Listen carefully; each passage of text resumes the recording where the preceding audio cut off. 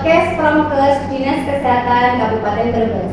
Saya Masroratul Fatimah, tenaga promosi kesehatan dari Puskesmas Ruwung Gede, akan menjadi host dari podcast hari ini. Mungkin sobat podcast hari ini sudah memperhatikan ya, di sebelah sana sudah ada bayi yang ikut podcast pada hari ini. Di mana topik pada hari ini yaitu serba-serbi ASI eksklusif bagi ibu pekerja. Saat ini saya sudah bersama dengan seorang narasumber yang sebagai konselor dan fasilitator ASI yang sudah berpengalaman di bidangnya selama lebih dari 11 tahun, yaitu Ibu Marian Beringa. Selamat siang. Gimana Bu kabarnya? Alhamdulillah kabar baik. Semoga sehat selalu ya Bu. Amin.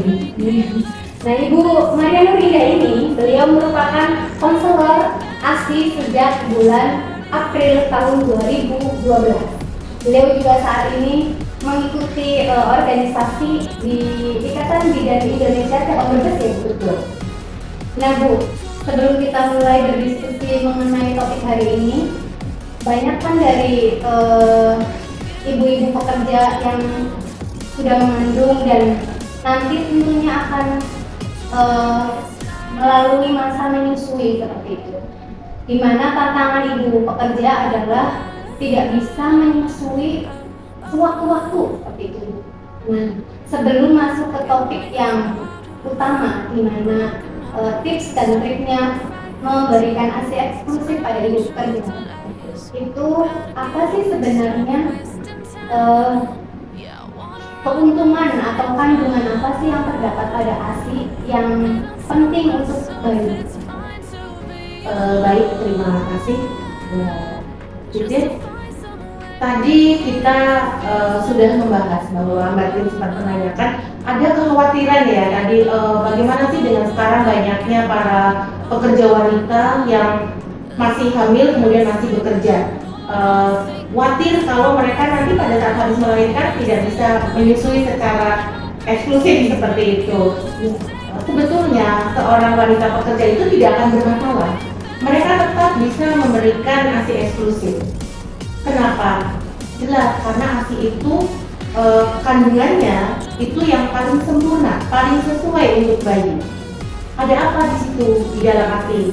Yang pertama, sudah ada kandungan air, mineral, sudah ada protein, vitamin, lemak, semuanya sudah ada di dalam ASI, di mana kandungan-kandungan ini bukan buatan, bukan ditambahkan, tetapi sudah alamiah. Dia istilahnya itu dianugerahkan dari Allah Subhanahu wa taala, dan kandungan-kandungan itu sangat tepat untuk bayi. Jadi komposisinya udah sesuai sehingga bisa diminimalisir terjadinya alergi ataupun tidak cocok dengan ASI.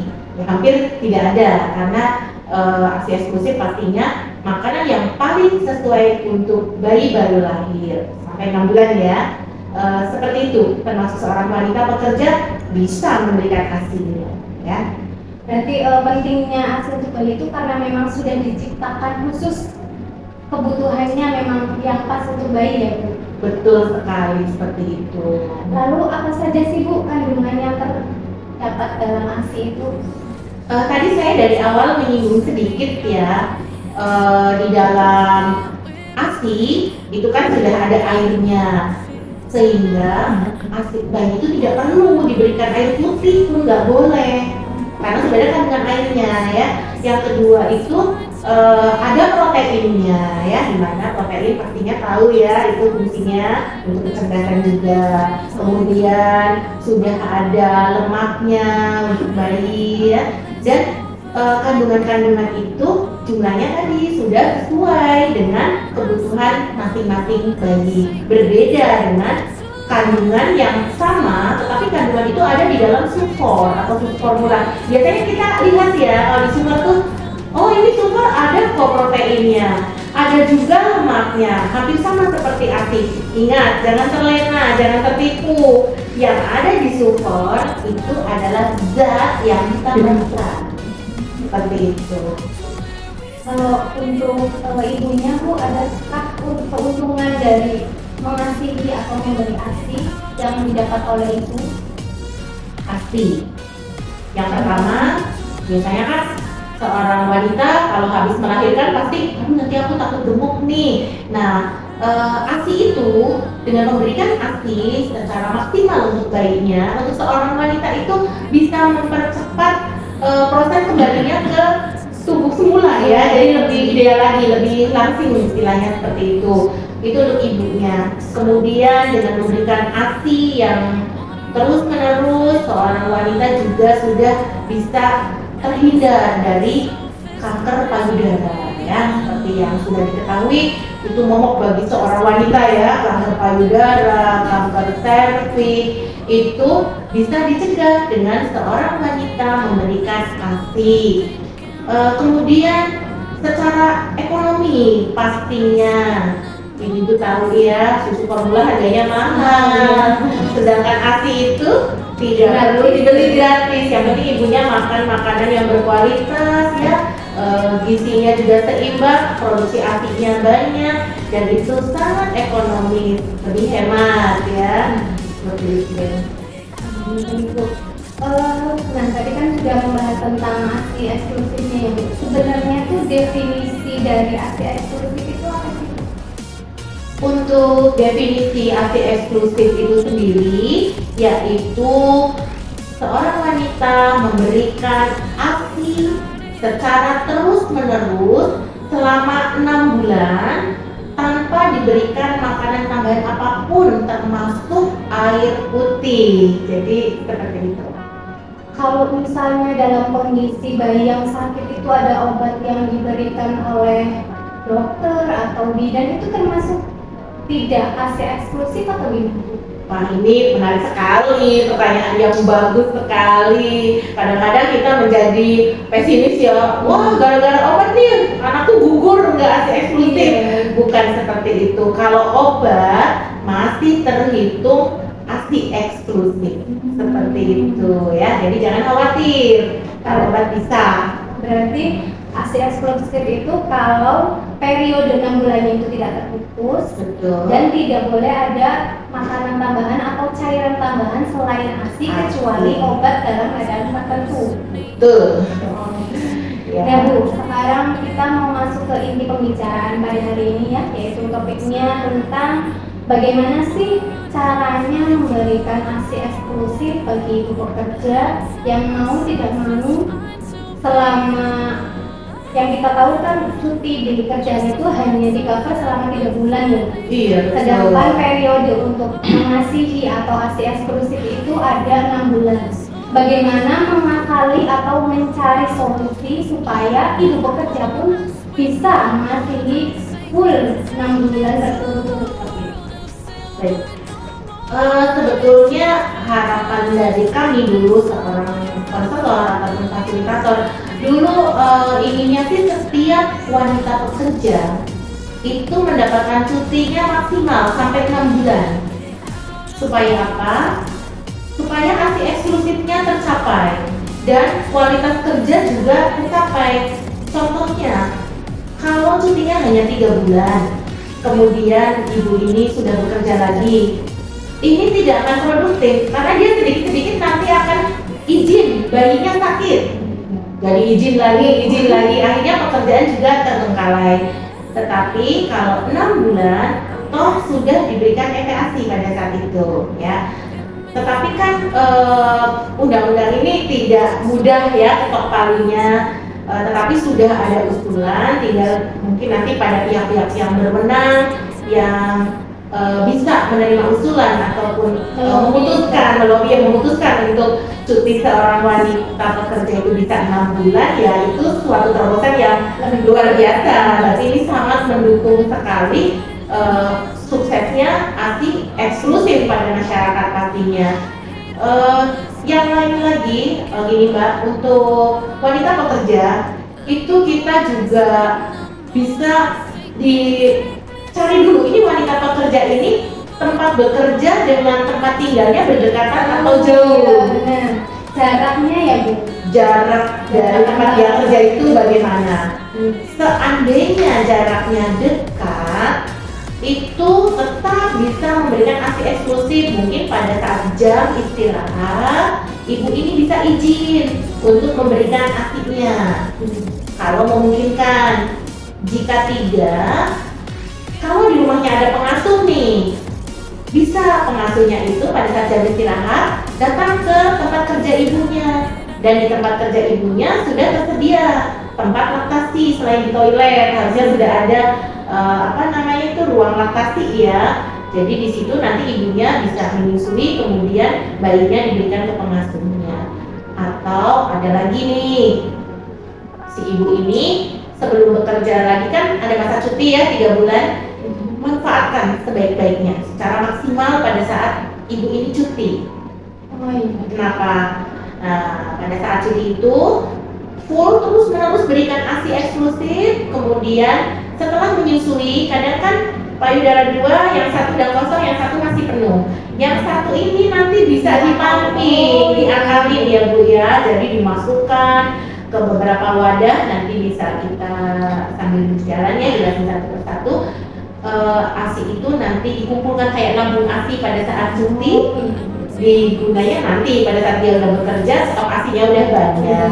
Itu bisa seperti itu ya. Jadi dengan memerah ASI pada saat masih cuti, seperti itu. Jadi sistemnya seperti menabung dulu gitu ya Bu. Memang harus seperti itu. Nah, nih ngomongin tentang memerah ASI atau nyetok ASI nih Bu. Sebenarnya bagaimana sih caranya untuk memerah ASI yang baik dan benar? Mungkin bisa diperagakan. Oke, baik, terima kasih. Untuk memerah ASI pada saat ini ya, kan ini udah banyak metodenya, sudah banyak cara-cara tekniknya. Tetapi di sini kita menggunakan yang paling direkomendasikan, yaitu dengan memerah ASI tanpa alat. Ya. Ada ya, kalau dulu ada yang pompa ada karetnya itu, jadi pompa kaca, kemudian di ada karetnya disekop gitu ya. Itu tidak yang seperti trompet, betul sekali. Itu sudah tidak direkomendasikan, hanya insidentil, artinya pada saat ada masalah atau gangguan pada ASI seperti terjadi bendungan ASI ya, kemudian terjadi peradangan ASI yang penuh, itu bisa pada saat itu dikeluarkan ASI-nya, dipumping dengan menggunakan alat manual yang seperti zaman dulu ya, pas seperti trompet ada karet warna merahnya, itu bisa dikeluarkan seperti itu. Tetapi di sini saya akan mempraktekkan bagaimana cara memerah ASI yang benar dengan menggunakan peraga payudara ini ya.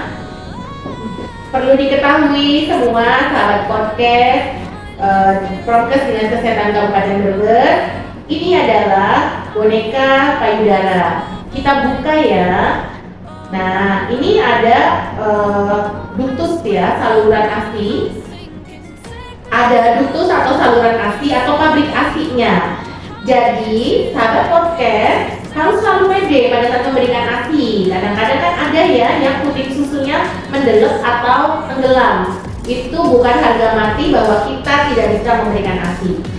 Tetap bisa memberikan ASI karena ASI itu keluarnya bukan dari puting susu ini, tetapi dari ductus ini yang bekerja aktif. Kemudian bagaimana caranya kalau nggak ada puting susunya?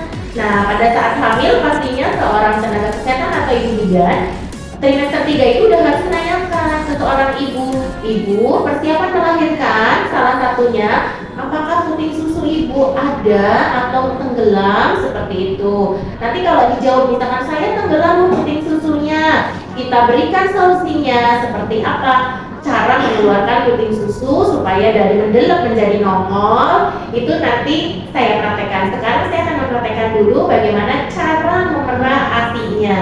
Yang pertama, ini gambarnya adalah sebuah payudara. 3 jari kita, sebelumnya cuci tangan dulu ya sahabat podcast.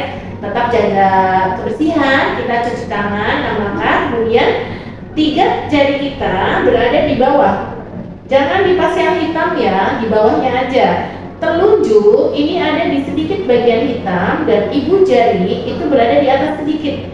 Hitam ini kita sebut areola mammae. Mammae itu payudara ya ibu. Jadi kita taruh sini. Bagaimana cara mengeluarkannya? Ibu jari yang jempol ini menarik dulu ke belakang, Bu.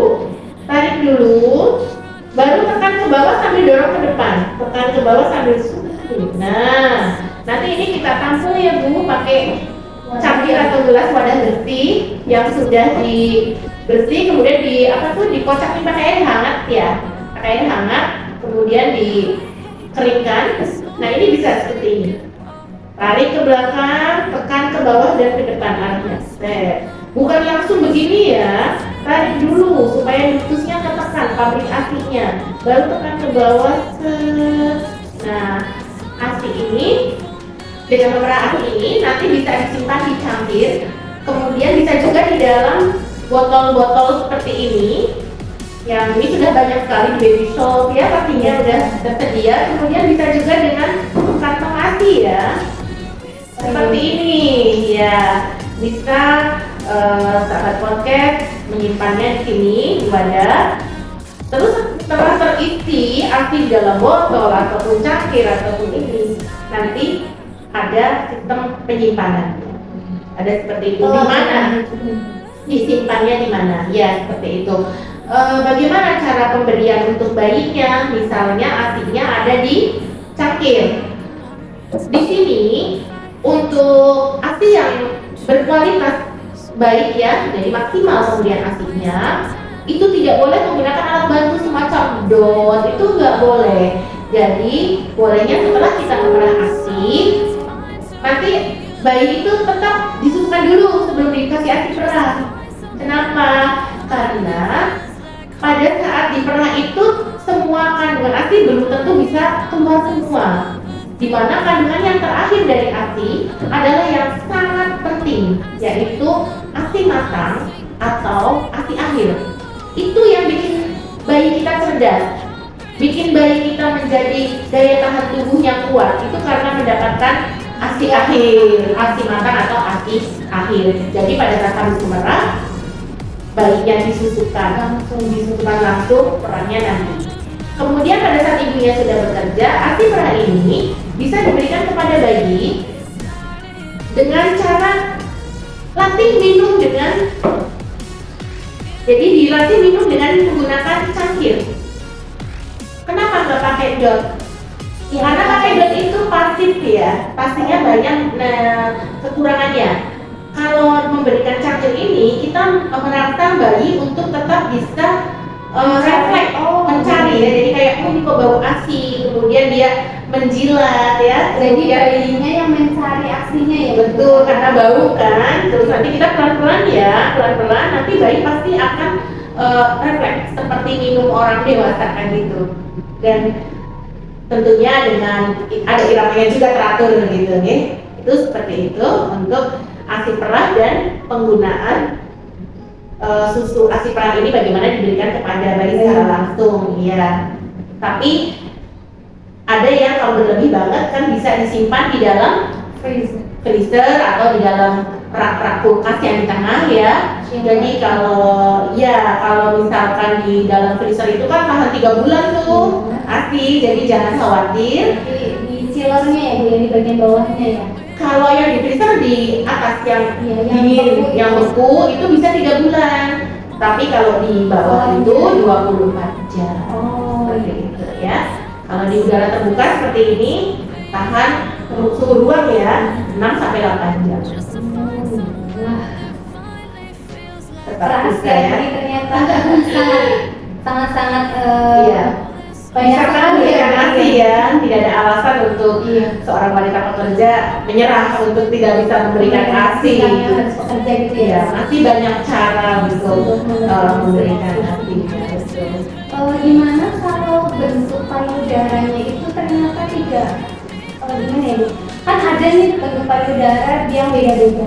Apakah bentuk payudara ini mempengaruhi produksi ASI atau banyaknya ASInya itu atau tidak? Tidak sama sekali. Berarti apapun bentuk payudara wanita mau payudara kecil, mau payudara besar, mau payudara yang sudah keplek ya, karena misalkan udah anak kedua, anak ketiga, tetap harus pede. Oh, iya. Jangan menyerah. Kenapa? Karena ASI itu produksinya tidak dipengaruhi oleh besar kecilnya payudara. Oh iya. Dan kualitas ataupun banyak sedikitnya ASI pun bukan karena besar kecilnya payudara, bukan. Tetapi semakin sering dikenyot, ya semakin sering dihisap sama bayi, maka produksi ASI akan semakin melimpah sampai tulang-tulang. Justru melimpah ya. Betul, Karena seperti itu. kurang. Ya, intinya bisa menghisap ASI dengan efektif itu udah pasti bikin ASI Semakin banyak sekali. Betul. Nah, ini Bu, kalau sudah berhasil mengerah nih, sudah ada stoknya, ini Iya. kan pasti perlu disimpan. Iya, tadi ya.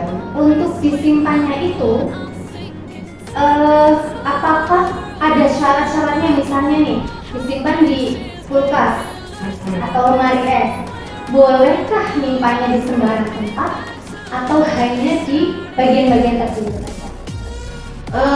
Tadi sedikit udah dibahas ya tentang penyimpanan ASI. Penyimpanan ASI itu tentunya ada beberapa tempat. Kalau di kulkas ya cuma ada 2 ya. Kalau nggak di freezer ya ada di raknya ya yang di tengah itu. Kalau di freezer tadi kan tahan 3 bulan. Tahan 3 bulan tidak akan basi dan tidak akan dibiari juga kok. Kemudian untuk di raknya itu bisa tahan berarti 24 jam atau 1 hari 1 malam ya. Lebih baik itu pada saat kita menyimpan ASI ini, misalkan ASI-nya ibu udah disimpan di dalam botol, itu diberi label. Oh iya. Jadi kapan sih memerah ASI-nya, tanggal berapa, jam berapa, sehingga nanti kita tahu ya, oh First ini in first out gitu ya. betul sekali, istilahnya keren banget. Mana yang masuk dulu itu yang dikeluarkan. yang dikeluarkan dulu seperti itu ya. Jadi bisa ada labelnya lebih aman. Nih. Biar tidak tertukar gitu ya Bu. Jadi aslinya semua Semua termanfaatkan ya, bukan hanya yang terbaru diperah kemudian yang langsung diberikan. Kasihan ASI yang sudah lama. Iya, diabaikan. Iya. Baik Bu. Tadi kan sudah belajar beberapa tentang ASI eksklusif, baik itu tahapannya, cara menyimpannya, seperti itu ya Bu. Iya. Nah, bagaimana sih cara untuk menghangatkan atau memberikannya ketika sudah di freezer nih? Kan kalau di freezer tadi Ibu mengatakan tahan selama 3 bulan. 3 bulan. Iya. Dari freezer ini kan pasti beku ya Bu bentuknya. Betul. Nah, ketika mau digunakan, tidak mungkin beku-bekunya langsung dikasihkan ke bayi. Pasti harus dicairkan lagi ya Bu. Iya. Nah, itu bagaimana cara untuk memberikannya ketika dalam keadaan beku, dijadikan cair lagi, dan seperti apa tips baiknya biar kualitas ASINya tidak rusak seperti itu? Iya, baik. ASI yang sudah tersimpan di dalam freezer ataupun di dalam case di bawah itu, untuk pemberiannya pastinya butuh waktu. Tidak bisa langsung fresh seperti kita memberikan ASI secara langsung, tetapi dengan cara dihangatkan. Jadi seumpama ini tadi kan ada di ini ASI ya, seumpamanya ini ASI. ASI ini masih beku nih, nak dingin karena 3 bulan di freezer. Sebelum ini kita encerkan, kan tadi dalam kondisi jangan mendadak ya, jadi bayinya itu pasti anteng. Terus sekiranya kita, karena ibunya bekerja, tadi sebelum bekerja sudah minum ASI, sudah tidur, kemudian sekitar beberapa jam dia sudah memerlukan ASI kembali, kita sebelumnya sudah siap-siap nih ngangetin. Oh iya. Caranya bagaimana? Ambillah mangkok berisi air hangat. Hangat kuku ya, bukan air panas. Jadi seandainya ini mangkuk, kemudian kasih air seperti biasa, air makan, air hangat kuku ya. Pastinya ibu udah tahu hangat kuku itu seperti apa. Tidak terlalu panas, tidak terlalu dingin. Nah kemudian si botol ASI ini atau yang tadi ada di dalam plastik ini kita rendamkan ke sini. Jadi umpamanya ada ASI-nya di sini. Oh iya. Ini tidak butuh waktu lama kok Mbak. Berapa kira-kira Bu?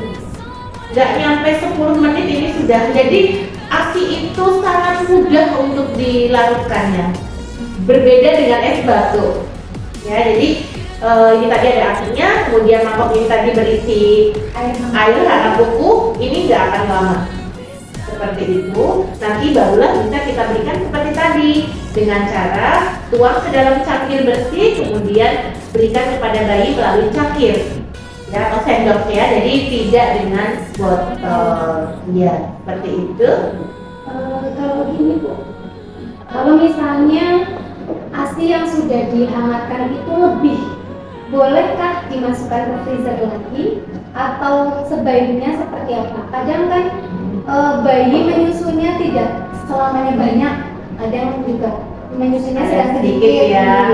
Betul. Ini pertanyaan yang bagus sekali, luar biasa.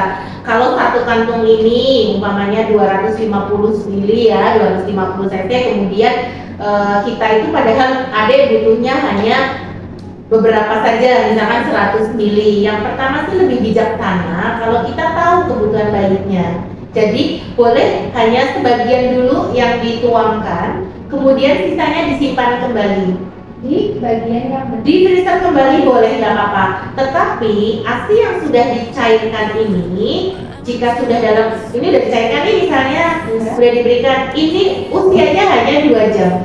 Oh, dari yang tadi sudah cair, jadi hanya 2 jam saja, tidak bisa diperpanjang lagi. Makanya pada saat mengambil di sini ya, di wadah ini dituangnya seperlunya saja. Biar tidak kembali. Sisanya langsung dimasukkan kembali, nggak apa-apa ya.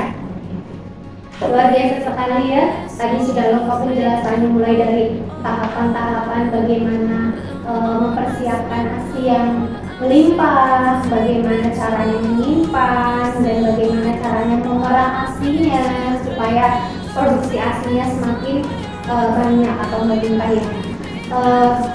Nah Bu, misalnya nih Bu, ada ibu pekerja yang sudah melakukan semua yang tadi Ibu bicarakan, dari tahapannya sudah, dari penyimpanannya sudah, dari makanannya, asupan makanan untuk supaya produksi ASINya juga bagus. Tapi ternyata ASINya masih sedikit gitu yang keluar. Bagaimana cara untuk menstimulasi produksi ASI semakin banyak? Apakah hanya dari nutrisi saja atau ada faktor lain yang bisa mempengaruhi produksi ASI semakin banyak seperti itu? Pastinya ada ya, selalu bisa jalan untuk ASI itu, selalu ada jalannya. Jadi kalau misalkan wanita ini sudah berusaha setengah mati nih biar ASI-nya tetap banyak gitu ya, sebetulnya produksi ASI sedikit pun dipengaruhi oleh beberapa hal ya. Salah satunya itu pastinya, apalagi di pekerja, stres ya. Kalau stres pasti, aduh udah siang nih belum pernah ASI, wah itu udah pasti si ibu ini panik ya, jadi ASINya akan sedikit sekali gitu. Kalau yang sederhana untuk memperbanyak ASI, pastinya lebih sering menyusui. Lebih sering menyusui, jadi bayi terus bisa secara efektif, itu ASI akan bertambah banyak. Tetapi juga kita tidak menutup realita ya, bahwa ada beberapa ibu yang memang tadi ASINya sedikit, sedangkan ibu itu harus melihat apa berat badan anaknya, kalau nggak naik nanti gimana nih seperti itu. Insya Allah selama bayi kita hanya diberikan ASI dan ASI, itu tidak akan pernah kekurangan. Kadang wanita itu, seorang ibu itu merasa ASIku kurang nih, ASIku sedikit gitu ya. Nah itu kan bisa dicek ya, dari contohnya berat badan bayi bertambah, kemudian bayinya sering pipis, sering buang air besar, itu sebetulnya sudah tanda kecukupan ASI. Berarti bisa dilihat dari pengeluaran, eliminasi ya. Jadi kadang kan bayi gumoh ya Bu ya, habis nenek gelogok gumoh, habis nenek gelogok itu bukan karena ASINya nggak enak, tapi karena sudah penuh dan dia memiliki sensor kan, tadi ada enzim lipase yang punya rem bayi ini kelebihan nih, jadi akan dikeluarkan secara otomatis ya. Tetapi juga ada beberapa trik ya untuk peran serta dari keluarga, suami, untuk membantu supaya ASINya ibu ini lancar dan banyak ya dengan cara pemijatan bisa ya. Jadi pijat cinta namanya, pijat love gitu ya, love gitu ya. Jadi pijat cinta dilakukan kapan? Terutama malam hari ya, setelah sholat isya lah ya, misalkan seperti itu. Kemudian ibunya kita ajarkan bagaimana sih cara memijitnya gitu. Jadi mungkin nanti lain waktu bisa bisa sekali. Jadi misalkan gini ya, jadi seorang ibu yang akan dipijat oleh suami misalnya gitu ya, kan butuh dibantu ya. Itu yang pertama kali ibu ini harus melepas BH-nya, tidak menggunakan BH. Kemudian ibu itu merunduk ya, karena ini di meja. Jadi seperti ini. Ya itu nanti posisinya lurus ya, lurus. Bentar bisa geser dulu. Ya bisa saya contohin ya. Jadi ya nanti ibu seperti ini bu. Ya, duduk kayak gitu. Oke, menunduk. Ini dalam posisi tidak menggunakan BH ya. Kemudian suami atau bapaknya itu udah cuci tangan pastinya. Tidak perlu pakai minyak ya, langsung saja. Jadi ibu jari sama ibu jari ini kan di sini ada tulang-tulang ini ya, dari tulang punggung. Nah ini kita beginikan, ibu jari letakkan di antara tulang ini, kemudian pijat ke arah bawah seperti gambar love itu, seperti gambar. Jadi gini, 1, 2, terus sampai ke bawah ya. Syukur-syukur suasananya tenang, ada gemericik air, ber-AC, wah jadi romantis di sini. Nanti tiba-tiba asinya menetes.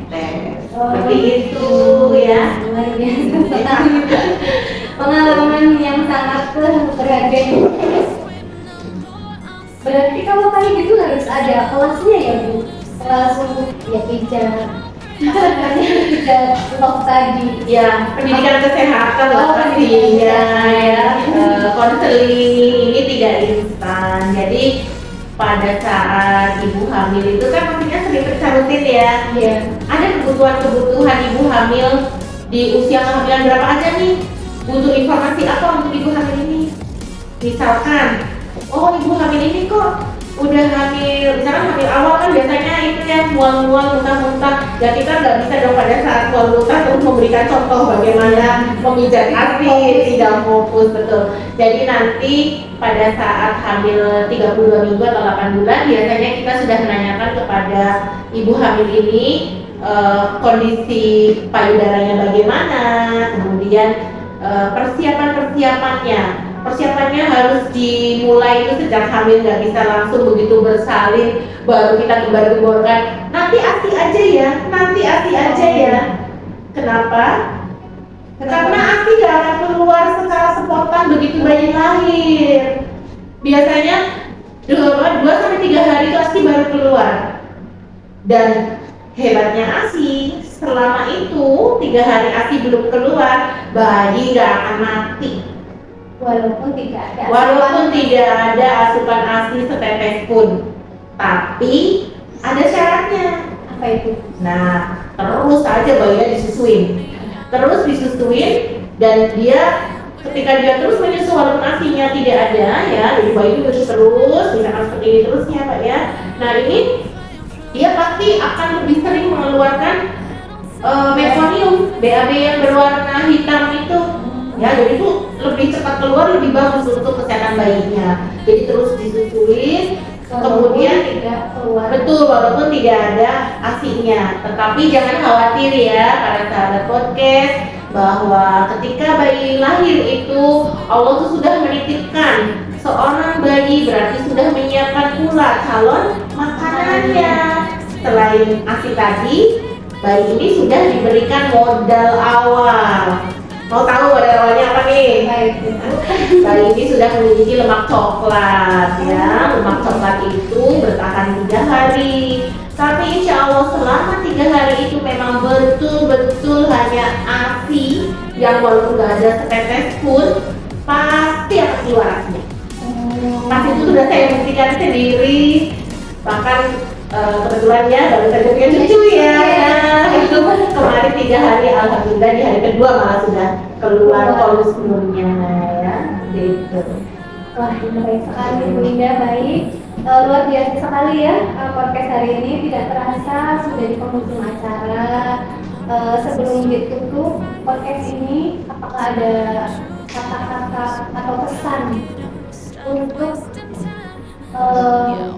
pemirsa atau pendengar podcast Dinas Kesehatan Kabupaten Brebes? Baik, terima kasih untuk semua sahabat podcast Promkes Dinas Kesehatan Kabupaten Brebes yang saya cintai. Pesan yang utama, mari kita dukung pemberian ASI eksklusif pada wanita pekerja. Jadi dukung dan sampaikan terus-menerus bahwa mereka bisa tetap memberikan ASI dan ASI. Jangan pernah diberikan MPASI ataupun pendamping susu formula, tidak perlu. Jadi sebelum 6 bulan, dukung terus. Untuk apa? Mari kita turunkan angka kematian bayi di Kabupaten Brebes supaya ada di titik yang paling rendah, syukur-syukur tidak ada AKI dan AKB. Sebelum ditutup, mau salam bernas dulu ya Bu? Boleh, siap, mari. Berdiri ya Bu, biar lebih semangat. Iya. Iya. Nanti Ibu ikutin gerakan saya Bu. Siap. Salam Germas, sehat, bugar, produktif. Jaga tadi itu penting. Manene selamat, bayine sehat. Tempat misi juga penting. Cegah COVID dengan germas. Kasih tepuk tangan dulu untuk semua. Ya.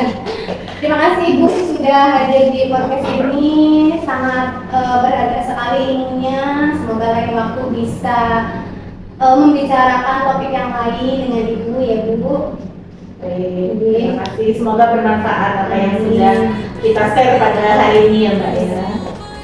Sekian podcast hari ini dari podcast Promkes Dinas Kesehatan Kabupaten Brebes. Jangan lupa like, komen, dan subscribe channel YouTube Promkes Link Brebes dan tonton juga podcast lainnya. Sampai jumpa di kesempatan selanjutnya. Wassalamualaikum warahmatullahi wabarakatuh. Waalaikumsalam.